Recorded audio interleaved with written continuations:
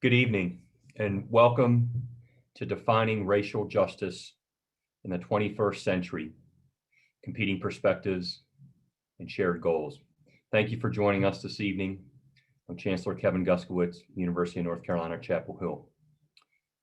At Carolina, we are committed to promoting democracy and to inspiring a culture of respect and advancing democratic values in our community, North Carolina, and the world. This program aligns with our strategic plan, Carolina Next, Innovations for Public Good. As we described in the plan, Carolina is a higher education institution rooted in the American South. And as a result, a frank confrontation with our region's history of racial and ethnic violence and exclusion is a necessary part of inclusive democratic citizenship. Today's discussion is an important part of this work. As a campus community, we are reckoning with our history and building an understanding of what racial justice would look like in our context. I look forward to our discussion this evening and the lessons we can all learn together. At a time when our country needs it most, we are working constructively to promote respectful dialogue and listening.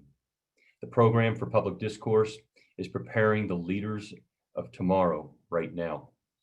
The program provides students with opportunities to hone and practice communication skills, ultimately enabling them to be better democratic citizens. Tonight is the inaugural event for the UNC Program for Public Discourse's Abbey Speaker Series. I want to recognize and thank Nancy and Doug Abbey for their leadership and support of this important program. Their gift fortifies the program's mission to empower students with the deliberative capacities they need to strengthen our democratic society. With generous support from the Abbey family, this speaker series will help our students think critically about complex issues and thrive as engaged citizens throughout and thoughtful leaders throughout their lives. I want to thank Nancy and Doug for this incredible gift. And now I'm going to turn it over to Terry Rhodes, Dean of the College of Arts and Sciences, to introduce our esteemed moderator and panelists. Thank you. Thank you, Chancellor Guskowitz. Good evening. I am Terry Rhodes, Dean of the College of Arts and Sciences at the University of North Carolina at Chapel Hill, and I would also like to welcome you to tonight's program. I join the Chancellor in thanking the Abbeys for their generosity. This new speaker series will enrich the dialogue happening on our campus. A university is intended to be the place where the free exchange of ideas happens, where we learn from one another, and where we deepen our understanding of issues that are central to a democratic society. It is my honor to introduce the panelists who will be speaking on the very timely topic of racial justice in the 21st century. All three of our panelists have been active in racial justice efforts. Senator Valerie Fushi chairs the North Carolina Black Alliance, a network of Black legislators advocating for communities of color on a variety of issues. Senator Fushi is a UNC graduate who worked for the Chapel Hill Police Department for 21 years and has been a leader in the local community for decades. She currently represents Orange and Chatham counties in the North Carolina State Legislature. Dr. Touré Reed is a professor of history at Illinois State University. He has dedicated his career to researching and teaching about race, class, and inequality in American history. His most recent book, Toward Freedom: The Case Against Race Reductionism, was published in 2020. Dr. Jacqueline C. Rivers is a lecturer at Harvard University and the executive director of the Seymour Institute for Black Church and Policy Studies. Dr. Rivers also founded and directed Math Power, a community-based nonprofit in Boston focused on reforming mathematics education in urban schools. The conversation will be moderated by Jamelle Bouie. Mr. Bouie is a columnist for the New York Times and a political analyst for CBS News, covering campaigns, elections, national affairs, and culture. I think you will find this evening's discussion an engaging beginning to the Abby Speaker Series as our panelists share their unique perspectives and have a rich and productive conversation on a topic that affects all of us.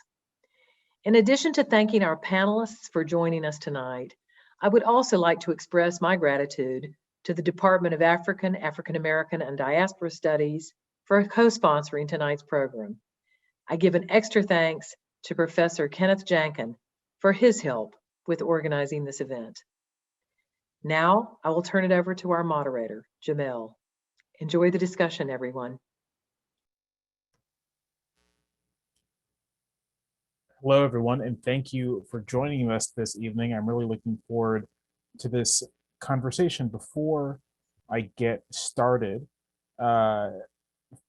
everyone should know that there is a survey, an optional survey you can take at the end of this discussion and Q&A. So please, if you are inclined to, you should take it. It's 2 questions, one of them including asking your political ideology. So the organizers really appreciate it if you take that survey. There is a Q&A, as I mentioned. Ask questions in the Q&A and we will get to them at the end of our conversation. So that'll be a lot of fun. Thank you to UNC for having us. Thank you to the panelists. A quick comment on the topic of tonight. Racial inequality, income inequality have been in the public sphere and in the public mind as critical topics for the last 5 years, 10 years if you include Occupy Wall Street, which occurred in 2011.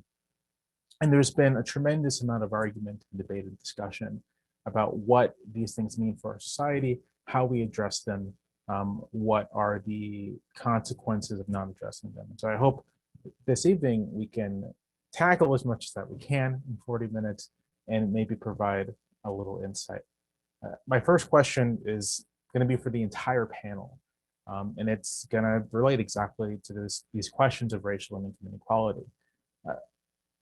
Rather than pit them against each other or think about which one should be addressed first, what I'd like each panelist to speak to is what is the relation of one to the other? How should we think of income inequality in relation to racial inequality and vice versa? How do they interact in our society? How do we disentangle them, or do we try to disentangle them at all? So to start, I'd love for Jackie to begin. Well, thank you very much. It's a pleasure to be here with all of you, and this is really such an important topic. You know, Jamelle, I think you've really taken the right approach to this question, because income inequality and racial inequality are intricately intertwined. It is almost impossible to look at factors affecting African Americans without taking into account levels of poverty. African Americans are disproportionately poor, and in fact, the work of Harvard sociologist Robert Sampson indicates that there are levels of poverty, of concentrated poverty in certain inner cities, for example, Chicago, which are unparalleled among any other ethnic or racial group. So it is really deeply intertwined, these two things, and there is a long history of the factors which have created this racial inequality. So racial economic inequality. The other thing I think is important for us to think about is that intra-racial economic inequality is greatest among African Americans. So that we have a greater gap between rich African Americans and poor Blacks than any other racial or ethnic group. So it's a very complicated phenomenon for us to talk about tonight. Valerie, could you first the question? Sure, and again, thank you all for having us here tonight. It's hard to add to what Dr. Rivers said. You know, when I think about these two phenomena, it is so obvious that they are inextricably linked. And so when I think about how for years I have marched and protested and advocated for racial equality, because that was indicative of the era in which I grew up. I grew up in the 60s during segregation. And so our fight then was for equal access to opportunity, opportunities for education. And then, even as we see it now, opportunities to ensure that we had access to the ballot box, public accommodations. But now over time, as I see how this country is moving with racial income inequality, it seems like to me my struggle and my work as a policymaker has been to work towards equity, as it relates to justice and fairness. Because until we can work on those situations that Dr. Rivers just talked about, particularly as it relates to poverty and the limited access that African Americans have for entrepreneurship, for increasing their wealth by home ownership, and all of those things that seem so simple to some folk, but those are the exact same things that keep us from eliminating the disparities as we see them.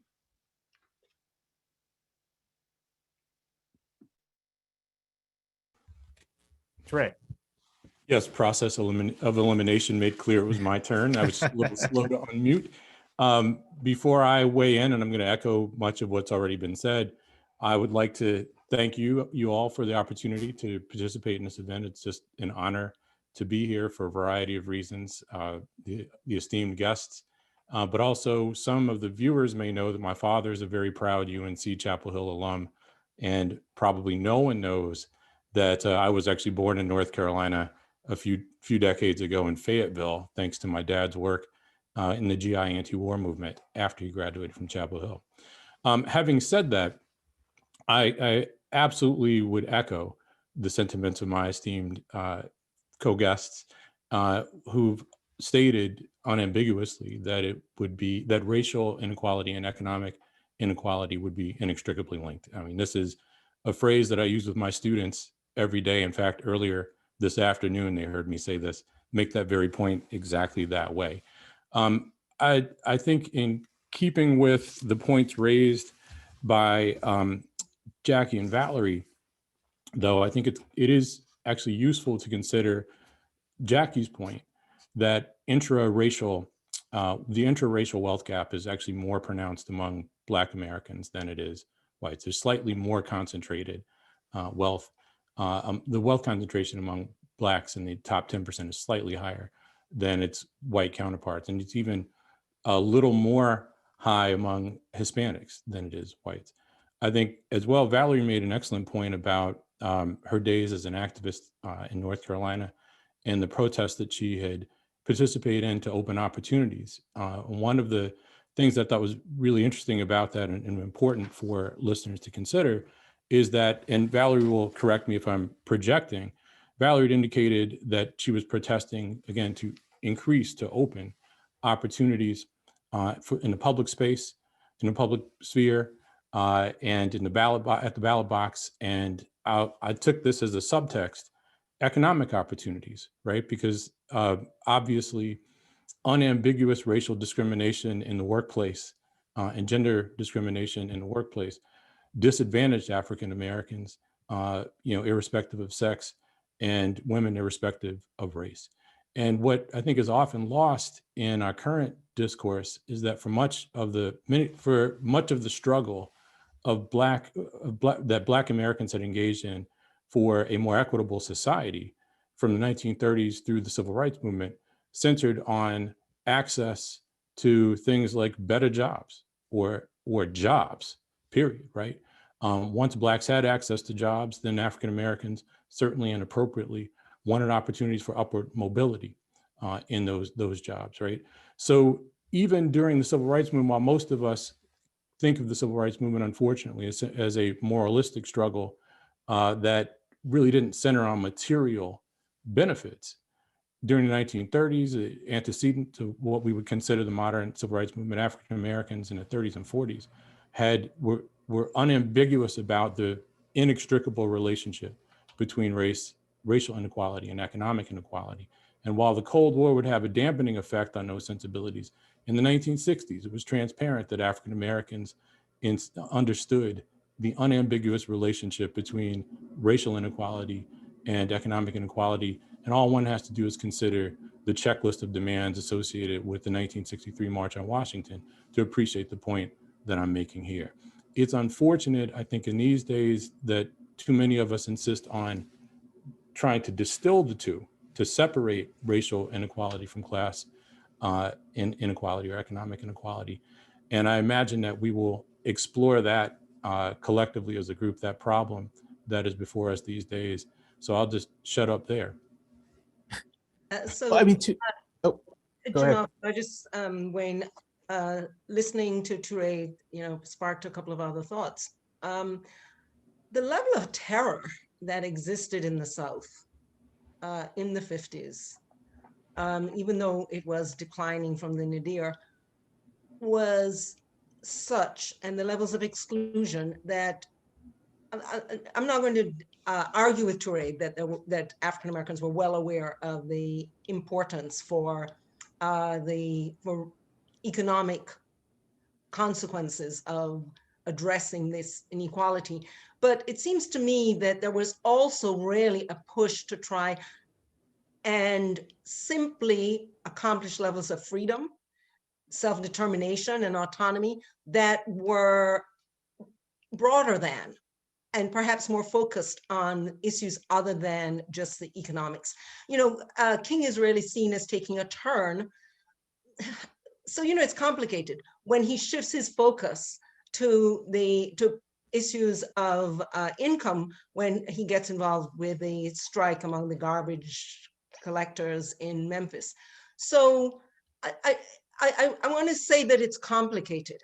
And in the same way, if you look at the more recent work of Harvard sociologist, Raj Chetty, looking at, even though we recognize there is this greater gap within wealth inequality within African Americans, it is much more likely for African Americans in the top quintile, the top 5%, 20% to fall out of that quintile than it is for whites. It's very unusual for whites to fall out of that quintile, not unusual for Blacks. And some of that has to do actually with the wealth gap, the fact that all we have to do is miss a paycheck and our economic circumstances are substantially transformed in many cases. Probably not those who are in the in the top 20th percentile.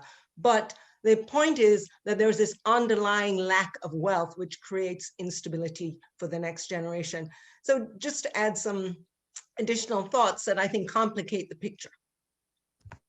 I mean, both of these kind of get to the question I was going to ask next, which is, granting that in the present period, there's been a kind of downplaying of the economic dimensions, or the racial dimension of economic equality, or vice versa. And granting also that in the kind of classic civil rights era, there was this focus on alleviating the terror of the Jim Crow South. And that focus helped kind of, even if class differentiation wasn't as great then, there still was some, but the focus on kind of a shared terror helped bring together Black Americans into a singular movement. I wonder if the reason in the present the emphasis on the economics of this isn't as strong is precisely because there is this sense among many African Americans across class that things like police violence, things like or racist violence in general are kind of an acute threat. And given that kind of the spokespeople for kind of African Americans in the media tend to come from the higher deciles of the population, that ends up kind of creating a situation where broadly people feel that the violence is the thing that is like very acute. And then the people for whom it is actually especially acute, given their class advantages, are the ones who are the spokespeople. Does this make sense? It makes sense to me. Would anyone like to comment on it? That was less of a question and more of just sort of like me trying to synthesize everyone's observations here. So, Trey, if you'd like to jump in. Well, let me just make sure I understand the point, but I'm pretty sure I do. That Jamelle, you suggest that one of the reasons that so much of the focus these days on racial inequality centers on the shared terror of Black Americans across the class spectrum, in a context in which the people who serve as representatives of the race tend to be from the better classes of Blacks, right? So Blacks from higher socioeconomic backgrounds, which would by extension displace or might displace concerns about economic inequality, which would impact Blacks at the lower end of the economic spectrum.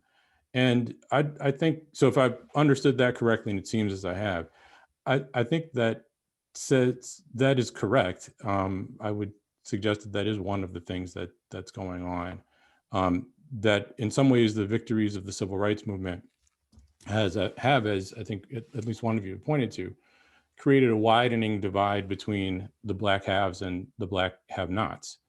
And while it was always the case, even in the Jim Crow era, that one found class divisions among Black Americans in the 1930s, 19-teens, 20s, 30s, 40s, tended to live upper income Black Americans in the 19-teens, 20s, 30s, 40s tended to live in communities that encompassed lower income Black Americans.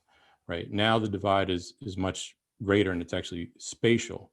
And the concerns that impact Black Americans at the upper income tax brackets are actually often enough quite distinct from those in the lower classes. And I think that to expand this point, right, that you're getting at about the implications of this, that is one of the reasons I've long presumed that, the push for things like a living wage policy as a case for racial justice, or healthcare as a citizenship right as a case for racial justice, doesn't really resonate with people, even in my tax bracket. And I wouldn't suggest that I'm among the most privileged Black Americans, but I have good health insurance, I make a nice living, I have a pension, and I'm not as concerned about, in this stage of my life, about income inequality on a personal level as I was, let's say, when I was 22 and working as a permanent temporary employee in New Orleans, Louisiana, where I didn't have health insurance and managed to get pink eye from my job twice from the job and had no health insurance to help me get through that issue, right? And again, this was an illness that I picked up from the job, and there was nothing there for me to help. So I could feel that in a real way as a young man that I wouldn't feel in a real personal way as a middle-aged man. And but the things that Black middle-class people would appear to have in common with lower-income Black folk is this matter of terror. The rub is, though, we don't experience the criminal justice system the same way, right? I mean, Black people in the upper income tax bracket certainly may find themselves the victims of racial profiling, but the vast majority of people who comprise the inmate population are poor, right? Be they Black, white, or Hispanic. We don't experience, again, the terror of racism, as I think Jackie had put it, if I'm not mischaracterizing it, in quite the same way, moderated by our class positionality. I know Jackie wants in on this, so that's why I've cut myself off. Please. Yeah, so I think that, I think it's complicated, Jamelle. I think that you have really put your finger on something, but I think obviously the visuals that now go with these acts of terror, right? The fact that everybody has a cell phone and there's immediately a video. The power of social media to spread those videos so widely is an added factor, because there has been a lot of focus on the issue of mass incarceration, even though, as I have to agree with Toure, that is predominantly the experience of the poorly educated high school dropout, primarily Black male, but to some extent white males and Hispanic males as well. There has been a lot of focus on that. The thing that the area of terror, which really is limited to the Black, primarily to the Black working class, is the high homicide rates. And that we are not engaging, we're not taking on. That's also a source, and that also arises from racial injustice, but it's not something that is easy to engage. The other thing that I think happens with a lot of the videos about police violence is that it is more clearly a racialized issue. It is usually a white police officer who is brutalizing or perhaps even murdering some Black victim, usually a Black man. It is easier for us as Black people to deal with that. And the problem of the terror in inner city neighborhoods, which is much, I mean, it's at least 10 times worse. The problem with that is that it's not simple to understand, because it is young Black men killing other young Black men, and it is not easy to see the solutions. Not that the problem of police violence is easy to solve either, but it's much more complicated to see how the racial system works to create that kind of violence among our young men. Valerie, do you want to? Sorry, I was going to bring Valerie. Valerie, into this. please. Apologies.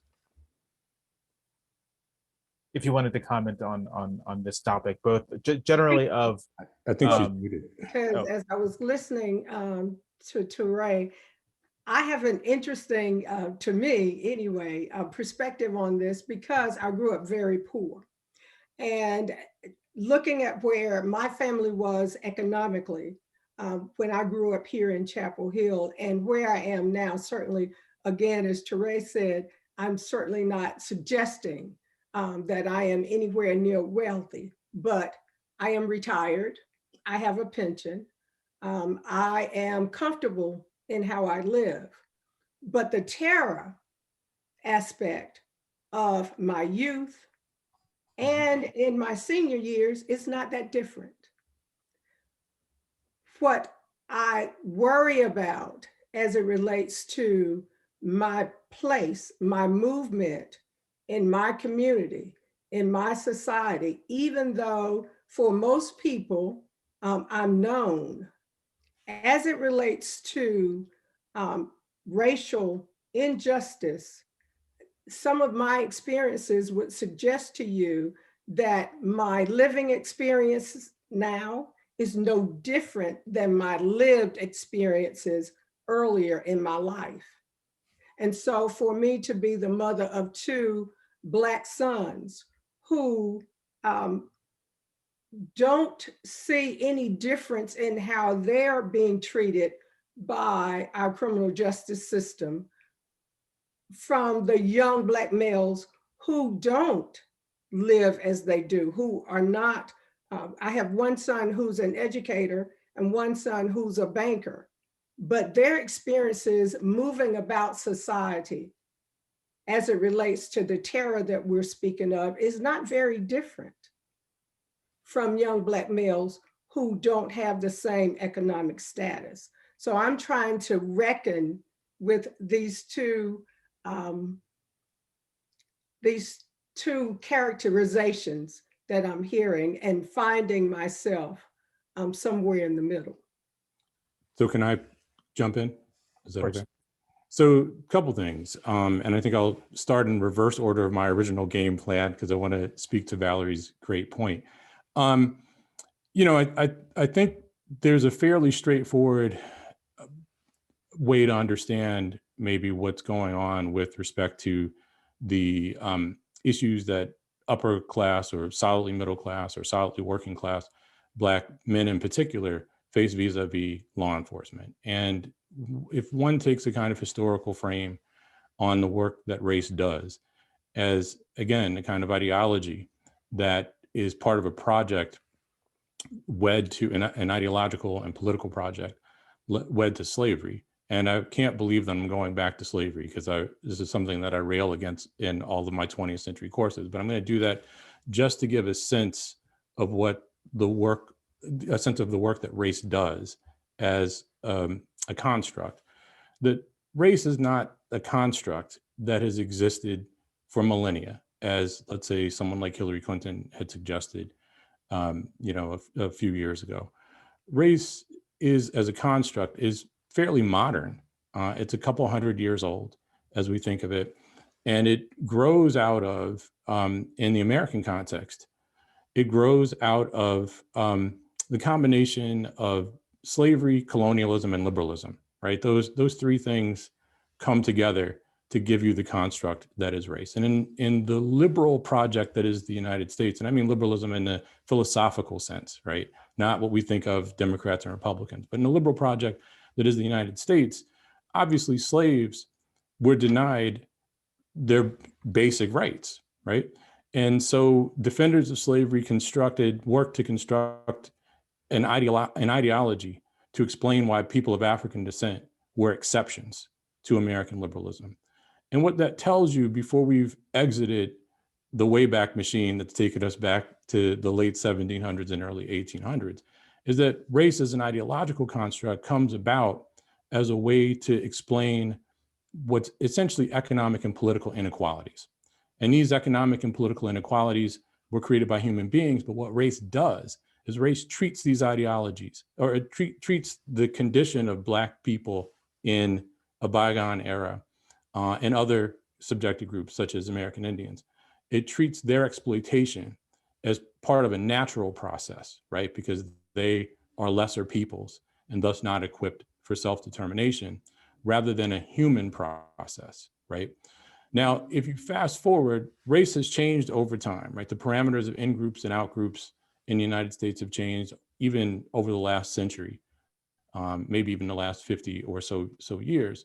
But the basic functionality of race as a language that explains why some people deserve to be at the bottom permanently, while other people deserve to be at the top permanently, is still there in one form or another.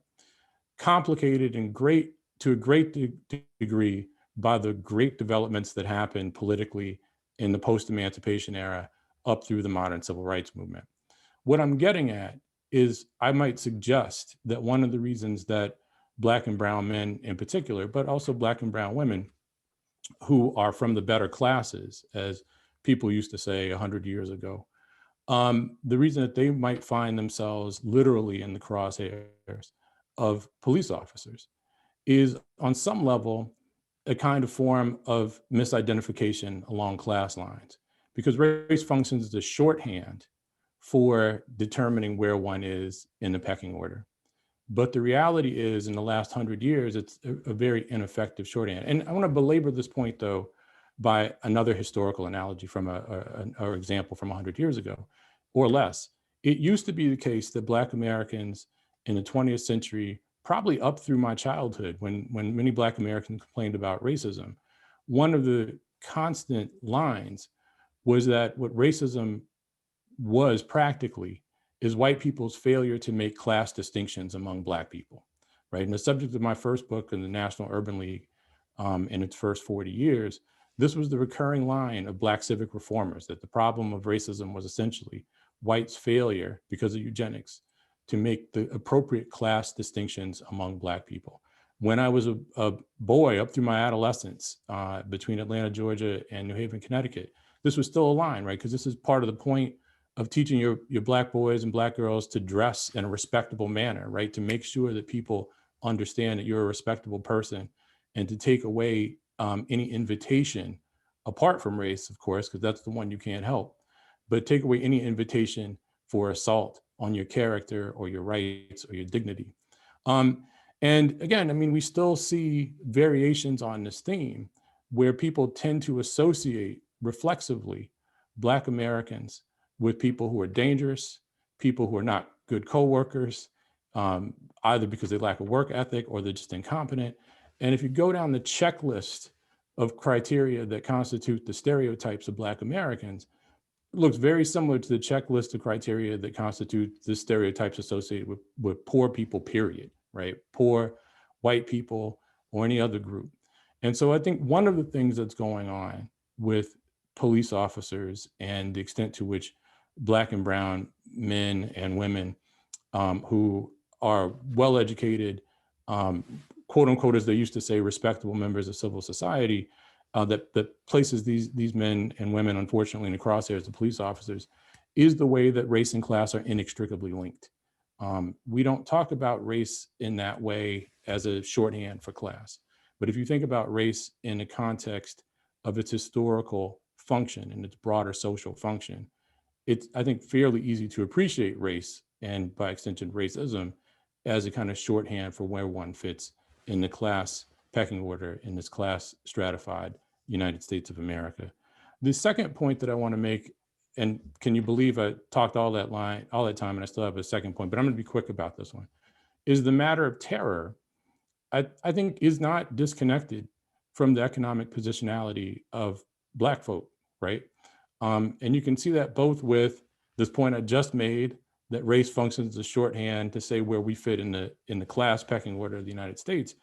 But in the Jim Crow era, there was a point to the terror, right? I mean, there's no doubt that Black people were subjected to terrorism in the Jim Crow South. But the point of it was bound up to institutions of economic exploitation as much as it was anything else. I mean, it was bound up to the dictates of the crop lien system, among other things. There's no doubt that lower income folk are subjected to terror at the hands of police officers. The point of that is there is a method to that madness, and it's wed to, processes like gentrification. And so, again, I mean, I think even the acts of terror reflect the class inequality in the society, not just a disembodied racial inequality, but the racial sentiments are bound up with class realities too. I think that there's a lot there, a lot of thoughts that you've sparked, Toure. And whereas I 100% agree that there is this inextricable link between race and class, and that a lot of African Americans, if you look at the work of Blue Chip Black by Karen Lacey, and she documents how African Americans who are in the middle class and even arguably the upper middle class are constantly signaling their class position when they are in public, because the association, the immediate assumption is you're Black, so you're poor. Right, which is my point. Yeah, which is your point, which is exactly your point. But I also think that there are these two master narratives, I think is a term, of both race and class. And it's true that there is this inextricable link among them. And it is also true that some of this is because we are predominantly poor. And so people's experience of Black people, certainly if you, I mean, other than your superstars like Oprah Winfrey or, top basketball players, stars, movie stars and athletes, overwhelmingly the media portrays us as lower class, as poor. And so there is this expectation in people's minds, which to some extent is what William Julius Wilson likes to call statistical discrimination. It's just more likely that that is going to be the case. So I think two things are going on here. And the fact that Black students underachieve across the board, regardless of their socioeconomic status, is some indication that we're not just talking about class. We're talking about class and race, even though there's this link between them. And on the question of terror, we very deliberately moved into a poor Black neighborhood after graduating from college, and raised our son with 1 foot in an elite private school and 1 foot in a poor, very violent Black neighborhood. I would not say that his experience of terror is at all like the young man whom he grew up with. I would not say that. He has not been treated by the criminal justice system in the same way in which they have. It's simply not the case. In addition to which, I think if I were to talk to him right now, if you'll forgive me putting off the hat of scholar and putting on the hat of mom, I think he would find more immediate threat from poor Black men who've been victimized by the system and have turned to violence than he would immediately the criminal justice system. I don't want to suggest that he wouldn't be under threat from police officers just as Valerie's sons are. He would, just as much as they are.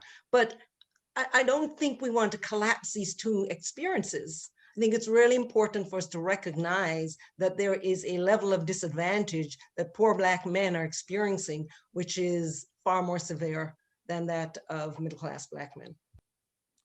Can I just throw one other thing in there? I mean, it's just a direct small point, I promise. Sure. Yeah. Jackie, you mentioned that you made reference to the disparity in graduation rates, I think, among Black students versus white students. Academic achievement, however you choose to measure it. Broadly, we'll go broadly. So my question is, and I say this partly because I've known a lot of people who are upper class, middle class, working class, and poor. Isn't it often the case that poor people in schools are often presumed to be not very bright? I mean, because it's been my experience that, and I saw this in the inner city public school that I attended in New Haven, Connecticut in the mid 80s for a couple of years, that I saw a lot of very bright Black and Puerto Rican kids who, for a variety of reasons, weren't given a fair shake. But one of the reasons they seemed not to be given a fair shake is, of course, that people presumed that they weren't worthy of a fair shake, right? People, often enough, educators, from teachers to administrators, presumed that these kids weren't going anywhere, right? And I'm not trying to pin this on the public school system, because the public school system is, public school teachers are wonderful, right? I mean, they deal with really challenging circumstances and are often overworked and certainly underpaid.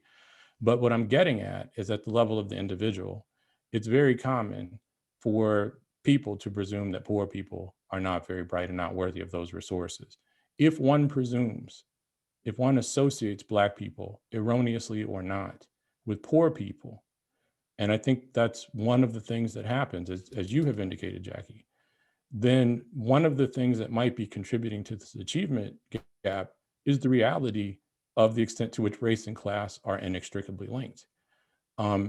Because Black people are presumed to be poor, and even when they're not, and poor people are presumed to be stupid, ultimately.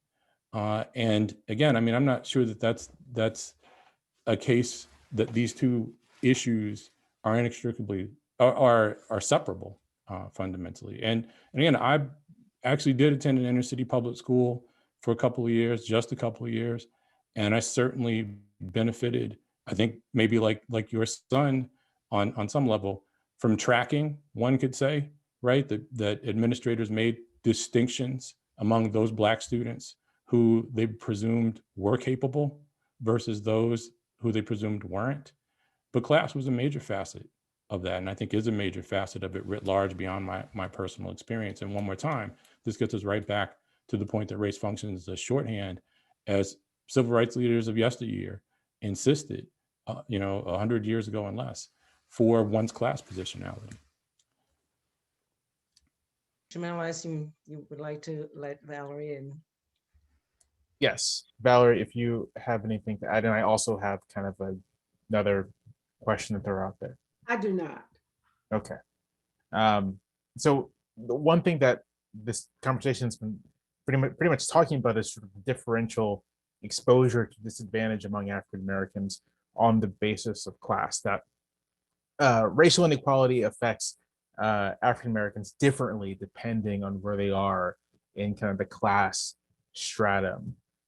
So kind of taking that for granted, I'd love, Valerie, for you to speak in particular on how you think about policies to ameliorate inequality, given that, like how do we think about addressing not just disparities, but kind of overall inequality, knowing that overall racial inequality, knowing that things were going to hit harder for low-income Black Americans versus high-income Black Americans, even if everyone kind of does experience some disadvantage on account of racial inequality.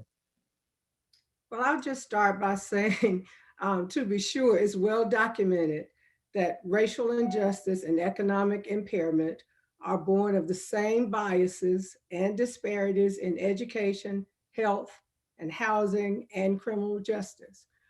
As a policymaker, when I think about where we are as it relates to racial injustice, we know that if we look at where we are with the pandemic, and we know that it disproportionately negatively affects African Americans and Latinx population in a more negative way than the white population. And so people say, well, why do you think that happens? Well, we know that historically, the access to affordable health care has been missing in those Black and brown communities. And so you have people who have more health conditions that lead to them not being healthy. And then when you deny the access for the opportunities to be vaccinated or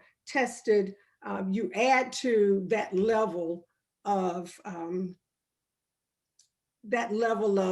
not being able to move through the pandemic. When we talk about how we can ameliorate some of these situations, we know that if one doesn't have a job that provides health insurance and you can't afford it, then you're talking about families, not just one individual, but you're talking about families that lack opportunity to be healthy. If you can't ensure that your family is healthy, you're sending children to school who aren't healthy. If you're not healthy, you're not going to be able to acquire and sustain and maintain job opportunities. You're not going to be able to have access to all of the things that make good for your living and your family's living. And so when we talk about providing access to opportunity, we have to do that at the policy level. We have to ensure that healthcare is a right and not a privilege. If we want people to move up the economic ladder, then you have to provide access as it relates to opportunity for education. It should not be that a student's zip code determines the level of education that that child receives, which leads on to the lack of opportunity for higher education. And even so, when we're talking about the ability to move from one educational level to the other, if the access to that opportunity is not there, if those job opportunities don't exist, how can we expect the same individuals to contribute to society rather than have society contribute to enhance their way of life? As a policymaker, I'm looking at what has happened over the last 18 months as it relates to criminal justice and trying to figure out why it is that people who serve with me don't find it necessary to put policies in place that would ensure that one law enforcement officer watching another law enforcement officer injure a person to the level of death and not have a responsibility to intervene. I can't understand why we can't, as a society, determine that we have too many guns in the hands of people who shouldn't have them, and we should legislate how people obtain and keep and use firearms.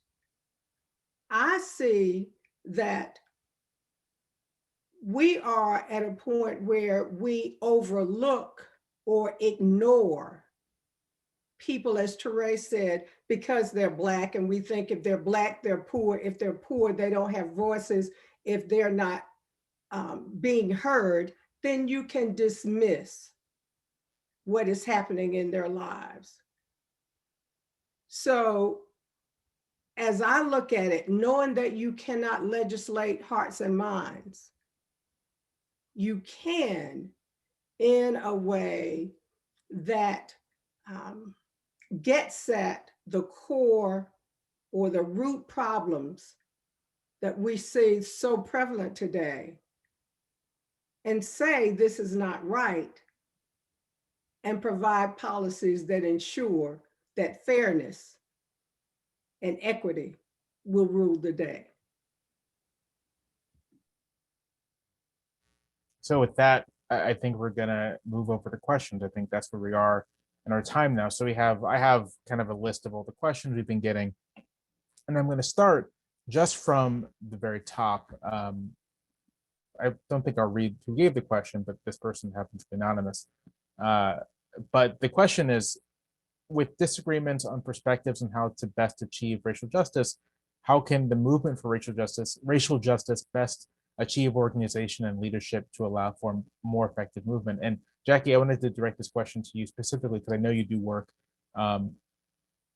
thinking about around the Black church, and I know you've spoken quite a bit about the role the Black church can play in current racial justice movement. So I'd love for you to take this question.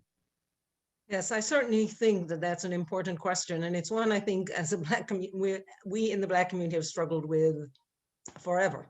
There was lots of tension and conflict even in the civil rights movement between the NAACP and the Southern Christian Leadership Conference, between SCLC and SNCC, about strategies and whether the focus ought to be on voter registration or whether the focus ought to be on integration.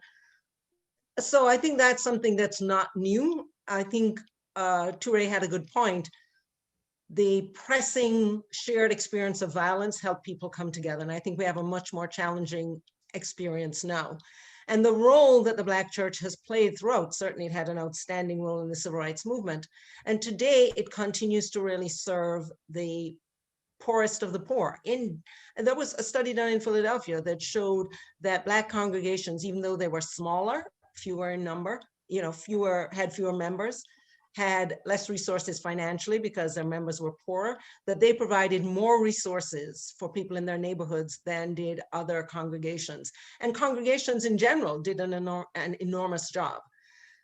So it seems to me that that is one of the things that we really have to, the Black church has done so much. How do we again weigh in on these issues? There was a study out from Pew Research Center just this month that confirms that overwhelmingly Blacks continue to identify themselves as highly religious. 66% identify as being Protestant Christians. Altogether, I think 75% identify as being Christians. Here is a real engine that we need to use, and the church needs to step up. It's amazing what young people did over the summer with the kind of organization that they demonstrated, getting people out into the streets in these massive marches. The church needs to do more along these lines. We need to not simply address this question of police violence, but some of the issues we put on the table here today. We haven't even talked about residential segregation, which is a source of so much harm. We've talked about the problem of education. How do we solve? Because education is so closely tied to incarceration and tied to a lack of access to good employment. So we need the church to step up and do more and to really take the lead, or to be a good partner. Valerie and Toure, do you have any thoughts on this question?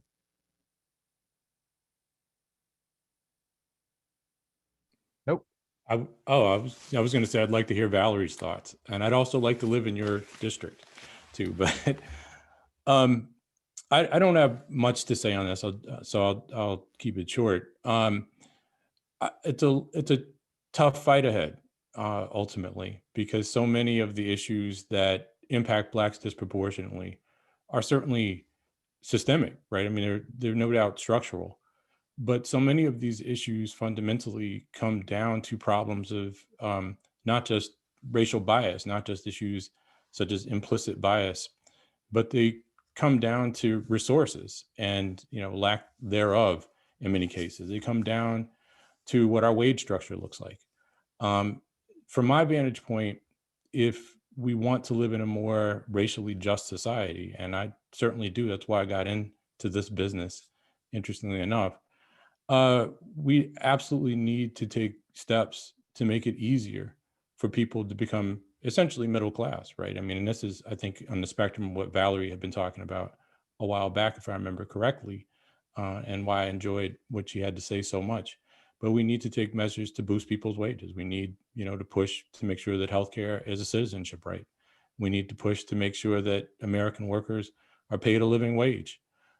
We need to push to make sure that there's affordable housing. Now, all of that stuff, I think many people can agree on, at least in the abstract.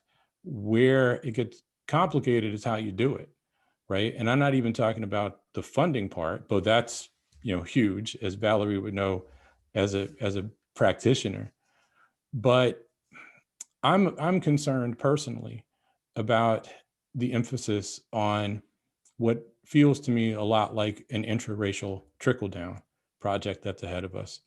I'm a little concerned personally that among the things that may make it more difficult to improve the life chances of Black Americans who are poor and working class, and even more middle class Americans, irrespective of race even, are struggling these days. I'm concerned that we may take a path that focuses on enriching the top 10% of wage earners, with the expectation that because Black Americans supposedly share an intra-racial trans class common interest, the expectation that the rewards of the top 10% of Blacks will trickle down to the bottom 20, 30, or 40%. And I'm not sure that capitalism works that way. It certainly doesn't work that way on purpose.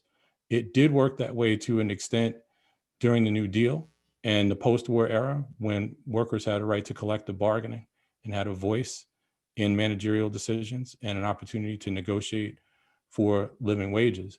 But I don't know that it's worked that way in the era of neoliberalism, which follows the collapse of the Keynesian consensus.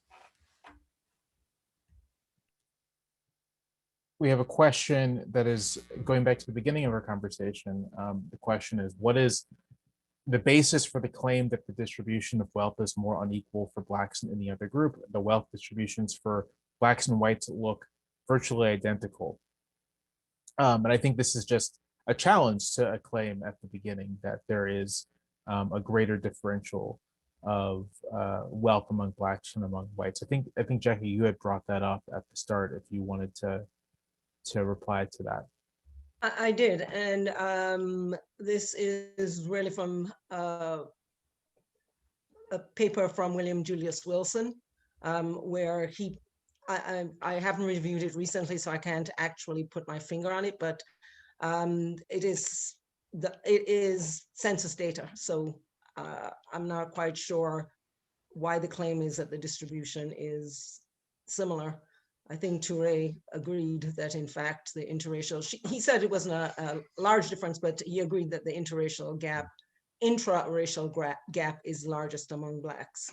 I think the questioner is it's sort of a long question, so I kind of truncated it a bit, but okay. The second part of it is noting that 97% of white wealth is held by white households above the white median. And this is not better than the maldistribution among Blacks. 1/4 of white families have a net worth in excess of $1 million, while it's only 4% of Black families. So I think the question is in part about like the scale of the differential, right? Yeah, that, like, so I would certainly agree, no question, that the interracial differences dwarf the intra-racial differences. Very true. If that is the point of the questioner, absolutely no challenge there at all. Can I just add one other thought that is not really related to this question, and that is, Of you know, course. I love Sandy Darrity's proposed solution of reparations. His book From Here to Equality. That's really what we need to do, right? We need to compensate Black people for all of the racial disadvantages we've experienced from slavery, through Jim Crow, through the inequalities of the New Deal, up to the current day. And that would do a lot towards closing these gaps, and having the means would do a lot to address some of the other social problems, such as academic underachievement and mass incarceration. But you know, I fear not likely to happen. It's just thinking about reparations. It's maybe funny is not the right word, but it's sort of, if you imagine the kind of world in which reparations are possible, it's probably also a world where we're also working to deal with the, not just the comparative inequalities, but the overall inequality, right? We're building a more equal society in general, and then, and while doing that, also kind of narrowing disparities. But since you can see the connection, you know, the intertwining of economic and racial inequality there as well, since we're not really currently on the path of reducing these overall inequalities, the odds that we get amelioration for these particular racial inequalities is also pretty low. I'm gonna go to another question. Let us see.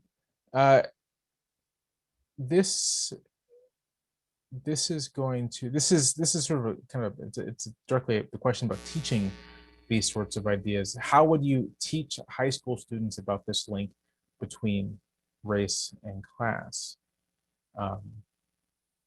Anyone is welcome to answer that. I know Teray has students, but I'm sure everyone has experience. And well, Jackie, you have students as well. Yeah, so. I'll just talk about a program that we have done with Harvard University for about 17 years. And I'm not suggesting that, it would be great if this could go to scale.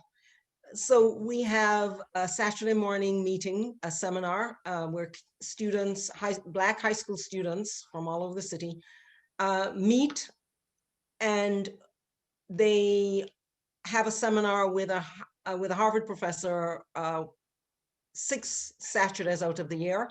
And for 2 or 3 Saturdays before the seminar, they meet with Harvard undergraduates to mull over, discuss, and really get a handle on an assigned reading, which this is a W.E.B. Du Bois Society, which is hosted by the Hutchins Center at Harvard.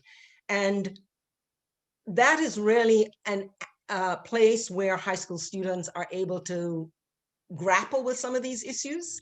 And we haven't specifically done the connection between race and class because the professors drive the topic that we deal with. But I think in that kind of situation, in a seminar situation, you are really able to begin to have students read challenging material and get them to grapple with questions like this. There's also a possibility here in Massachusetts to do something about having Black history taught in a curriculum taught in all of the schools. That's another avenue where one might be able to begin to deal with this. But this is difficult because these are complex issues and most of the scholarship on it is not going to be readily accessible to high school students. But I had one other thought that I'd also like to throw in here, Jamelle, and that is, I think what UNC is doing right here is so important because I think that I don't want to be Pollyannish and suggest that we can solve all of these problems simply by educating people. But I think the lack of education, before we started our conversation, Teray was talking about the lack of information that he was finding so surprising that people didn't realize that Black people started to move to the Democratic Party as a result of the New Deal because many benefits did flow to Blacks from the New Deal, despite the racial inequalities that were inherent and built into the New Deal. We've got to do a better job of educating people. The lie of the lost cause, which has taken root in the South and which predominates. One Harvard student, after he had taken a class at Harvard, said, look, I can't believe the lies my textbook taught me. He was schooled in the South. We've got to do something about really educating people so that even though it's not going to turn the people who stormed the Capitol on January 6th into racial justice warriors, at the same time, there is a persuadable middle who are ill-informed. We've got to do something more of this kind of stuff to inform people about the truths about what has really happened in America. So this question is directed towards Senator Fushi. The questioner asked, I'd like to hear you talk about your experience on the police force and how that informs your policy goal for racial justice. What types of ideal legislative solutions might influence the biases we see? So when I worked for the police department, for a long time, I worked as a jailer and a clerk. But when I became an administrator, it gave me the opportunity to look at policies that existed and to see how those policies were used to maybe not intentionally not give African-American officers the ability to rise in rank, but they were the kinds of systemic things that we see in all of our institutions. They require certain aspects of one's employment that often did not come with the kinds of experiences that African Americans brought when they applied for the process. I also noticed that one of the things that we used was written communication. And we know, all of us know that some people write as they talk. But if these people are communicating with you, you understand very well what they're saying, because it is not written in such a way that every I is dotted, every T is crossed, punctuations are where they should be, and they don't appear where they should not. That does not mean that a person is not capable of leading, that a person is not capable of serving, and certainly that a person is not capable of protecting. And so being in a position where I could call some of these things to light, it gave officers who otherwise would not have been given the opportunity to rise in rank, those opportunities. And once given the chance to lead, they showed that they were competent, that they were caring, and that they knew how to interact with people in those communities, because many of them came from those communities. So I think that what I saw and what I see today is that when we take the opportunity to listen, to hear, to learn, to understand that we all have different lived experiences, but we have commonalities that outweigh what our differences are. And I say that to say that all of us, when we're in our homes, we want to feel that we're not going to have intrusions. We want to feel that we are not going to be injured. We want to feel that when we leave our homes and we drive to the corner, that we're not going to be stopped for something that makes no sense. What I learned from that as to take forward as a policymaker is simply this: all of us want to be treated fairly and justly. So simply put, if we treat others as we want to be treated, if we respect a person as an individual, we respect a person as a human being, and we have great expectations rather than low expectations, then we all move forward.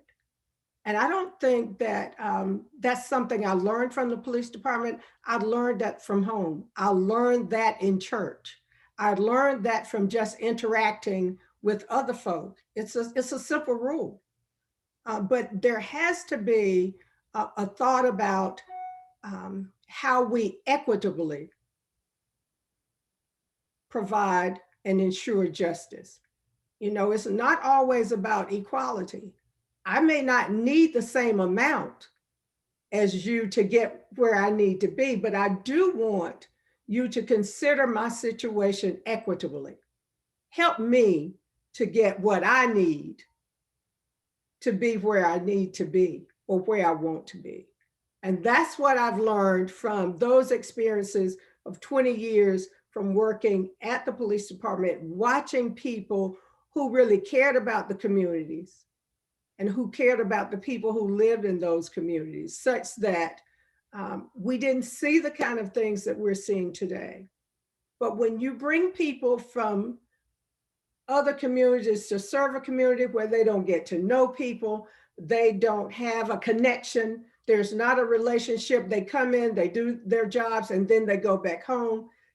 Those are not the kinds of relationships that will ensure that people get to know law enforcement and law enforcement gets to know the people.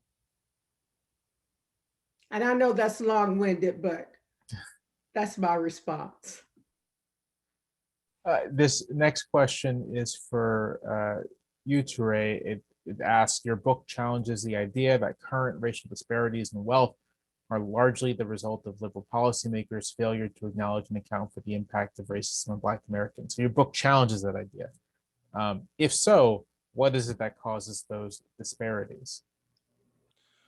Well, so thank you for that question. That kind of feels like one of my friends asked it, but I don't know that that's the case. But anyway, so as the questioner pointed out, I challenge the idea that the failure of liberal social policy to redress racial disparities is owed to liberal policymakers' class reductionism. And the point that I make in the book is that in the post-war era, liberal policymakers certainly weren't terribly interested in the disproportionate impact of the structural change of the U.S. structural shift of the U.S. economy on Blacks, right? Liberal policymakers actually tended to look past the class roots of racial inequality, deindustrialization, automation, and then we can extend that to the, once we get to the neoliberal era, the decline of the union movement and public sector retrenchment. Again, liberal policymakers have tended to look past those economic forces, disproportionate impact on Blacks, and instead tended to oscillate between two nodes that both came down to race. The two nodes that shaped liberal policymakers' response to Black poverty came down to either race or racism in the post-war era. Racism, I think we can understand what that would mean, but race in this context actually would refer to constructs that have the patina of, that are culturalist, I should say, that constructs that are culturalist, presumptions that poverty is owed to Black cultural dysfunction rather than the decline of well-paying blue-collar jobs.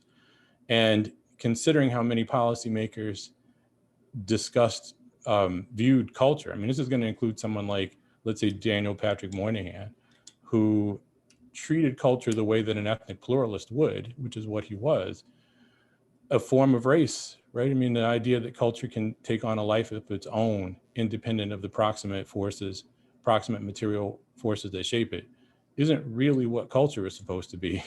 It's more like what race is supposed to be.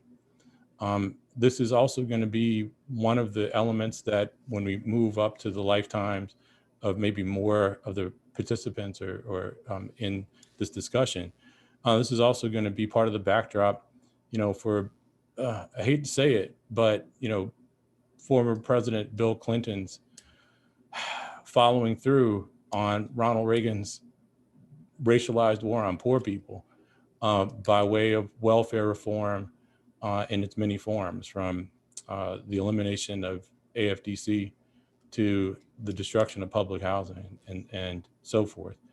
So the point that I make is that there is a great misconception about the roots of the failings of post-war liberalism vis-a-vis Blacks. And it's tragic because in many ways at this moment, because of that misconception, it looks like we're not learning the right lessons. And the right lessons, I would say, were laid out by the organizers of the 1963 March on Washington and likewise the drafters of the Freedom Budget for All, which identified, as A. Philip Randolph said at the 1963 March on Washington, yes, we support a fair employment practices bill, what's eventually going to be affirmative action. But he said, and I'm paraphrasing, what good is access to a job if profit geared automation, and I'll throw in deindustrialization, eliminates the job altogether, right? It's not enough to create access, which is what the Johnson administration did. And Lyndon Johnson, because I was born in the 70s, was my favorite president for that reason. My dad would disagree, but anyway, the Johnson administration did a good job, a pretty good job of opening up opportunities. But unfortunately, in housing and employment by way of anti-discrimination policies, but unfortunately, it eschewed efforts to redress the disproportionate impact on Blacks of automation, deindustrialization, and then as we move forward, public sector retrenchment and the decline of the union movement, right? All of those things impacted Blacks disproportionately. And you can throw in, if we want to take it up to where we are now, you can see the transition from brick and mortar stores to e-commerce is impacting Black folk disproportionately, right? Because Black people work heavily in retail, and moving away from physical stores towards e-commerce has a disproportionate impact on Black workers, particularly, middle and lower income Black workers. So that's the basic point that I made, that I advance in the book. Plus, I complicate the narrative on the limitations of the New Deal. And I do want to say this. I mean, the New Deal's limitations are long well known. It strikes me that it's actually disconcerting to me that many people seem to imagine that it's only been in the last 10 years or less that professional historians have been aware of, and social scientists, and we can throw in civil rights activists too, but have been aware of the failure of the New Deal to distribute its rewards evenly across racial lines. I learned about this my first year in college in 1988. So there's nothing new about this, and it wasn't new then, right? But what's alarming about it from a presentist standpoint, about, again, the failure, the insistence that this is a recent discovery when it in fact isn't, is that the current discourse that assigns the New Deal's racial limitations simply to some abstract notions of white privilege or some other kind of racial sickness overlooks the fundamental economic imperatives that drove those disparities that came out of the New Deal. The fact of the matter is, the majority of people who were excluded from the Social Security Act by way of the agricultural exemptions for agricultural and domestic workers were actually white. 74% of the workers who were excluded from Social Security by that exemption were white workers. Blacks were 24% of the workers, and Blacks were only 10% of the total population. But that exemption was owed in large part to the fact that the American Farm Bureau, the largest lobby in agriculture, didn't want to pay the tax. And that's one of the reasons that the majority of people, I mean, that's the key reason that the majority of people who were excluded from that, from Social Security by way of those exemptions were white. It's likewise the case, is my last point, that redlining policy, as messed up as that was, and I again learned about that in the 80s. Once again, granted, my dad is a professor, so I actually kind of learned about it in high school, so I had an unfair advantage. But redlining policy was illustrative not of some abstract white skin privilege, but it was due to the fact that the New Deal's overarching purpose was to right a listing capitalist economy, and thus New Dealers brought in capitalists to draft the legislation. So redlining and FHA mortgage policy was the brainchild of Homer Hoyt, who had been president of the National Real Estate Association, and he took best business practices and made it law.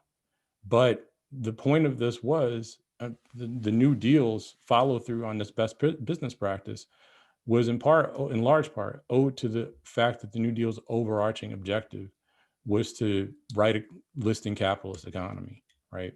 And that was best business practices at the time. It's profoundly problematic and certainly consequential. But to be honest, the consequences, as the last thing I'm gonna say in this, the consequences derived from redlining policy are far worse than wealth accumulation. In fact, I've been taken aback by the fact that that's the star of the show. That was not the star of the show when I first learned about it. The star of the show was that redlining policy made it very difficult, if not impossible, for Black workers to follow those well-paying blue-collar jobs from central cities to the suburbs following World War II. And it's not just home ownership that plays an important part in generating wealth for working people. It's actually having a job that pays well. Among other things, you have to be able to qualify for a mortgage. And that means you got to make decent money and have good credit. And in the absence of well-paying jobs, then you're not going to be able to own a house anyway. So this is what I get at the book, and I'll stop there. So, Jamelle, is it okay if I share some thoughts? So, R. Katznelson certainly argues that it is that race and racial animus was part of what drove the deal that was struck by Southern Democratic congressmen predominantly in crafting the New Deal. So I think that, again, we come back to this intertwining of race and class, but I think it would be we'd be missing something in assuming that all of this is explained simply in economic terms.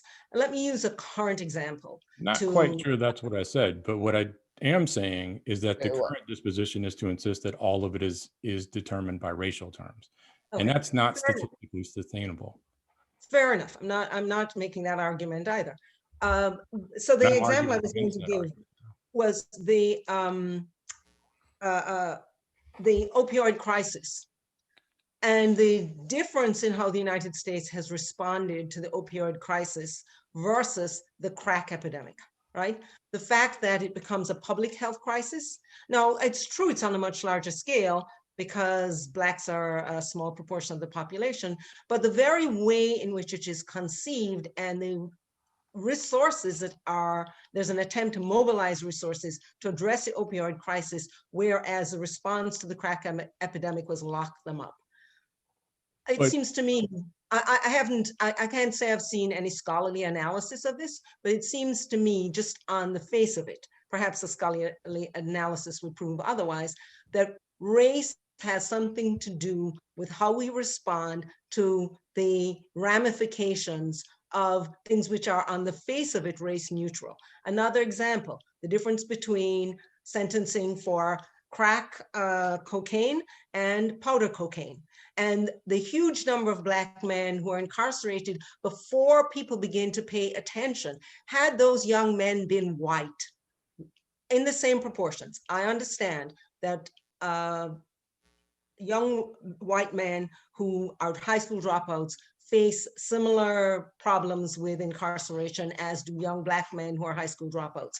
But the figures are just so hugely disproportionate, with Blacks being almost 40%, Black men being almost 40% of the incarcerated, and we're only about 11 to 13% of the population. Would that have happened? Would it have been allowed to endure for so long had these young men been white? I just want to highlight the fact that and I'm not trying to suggest, Ture, that you are denying that race is an issue. I just want to highlight the fact that there are two master narratives at work here. And even in the case of high school students, of students doing poorly, Black students doing poorly despite their socioeconomic status, one of the possible culprits comes from the work of Claude Steele, Stereotype Threat, Sure. which is based in one's social identity. It isn't just applied to Black people, it applies to women. In fact, I love one of Steele's examples. He said, if you take white men and put them on a basketball court, and before they start shooting hoops, you remind them that white men can't jump, they underperform versus a group whom you don't give that prompt to. So the power of the social identity and the fact that race could be at work in the underachievement of high-income Black students, I think is very much a live possibility. Well, I think you'd want to say not race, but you'd want to say racism, right, might be at work rather than, again, race. Because race would only be at work if Charles Murray is right. Racism, by contrast, certainly would be a factor.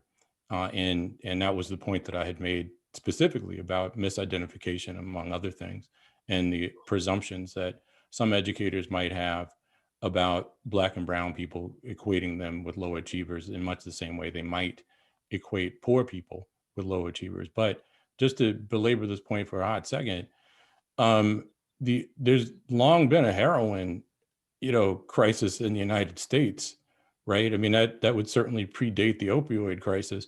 Lots of white people had been heroin addicts in the 60s and 70s and 80s, and Black people too, of course.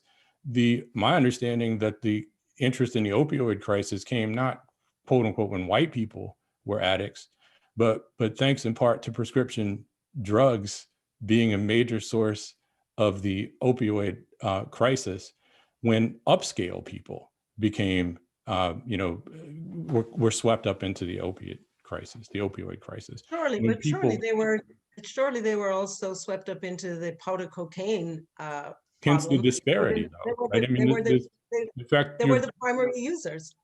and your point about the disparity in crack cocaine sentencing versus powder cocaine is exactly what I'm getting at, right? That the people who use it, I want to say, and I might be wrong about this, my pop culture chops aren't as sharp as they used to be during the pandemic, but I believe early on, Whitney Houston had taken exception to the view that someone suggested that she did crack because she said crack is what poor people do.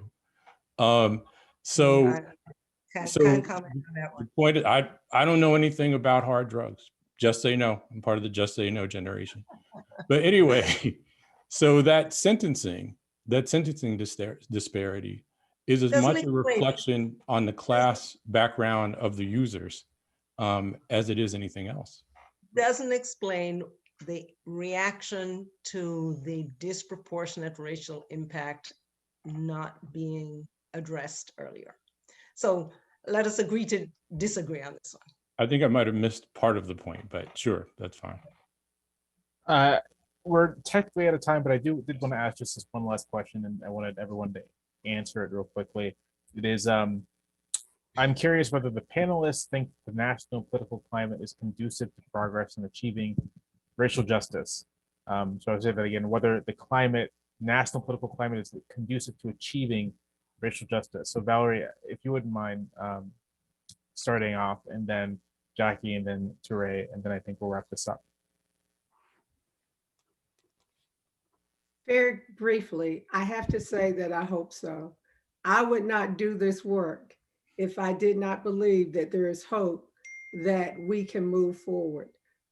There certainly some things have to be put behind us, but I think that we're on that trajectory, and I'm looking forward to being a part of the solution. I love your response, Valerie. I must admit, I wish I were as optimistic. It seems that right now the national political atmosphere is not conducive to anything positive. We have such stalemate in Congress. I mean, there's a very thin Democratic majority, but a sliver thin. So it seems to me, and there is such polarization, and people are so tightly locked. And another thing I love about this program, the opportunity to talk to people from different perspectives, because people are so tightly locked into their sound bubbles, and that further makes their views more and more extreme in one direction. So it is very troubling to me as I look ahead.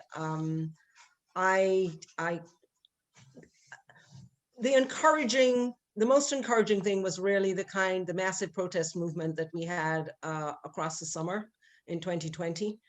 And that raises some hope in my mind.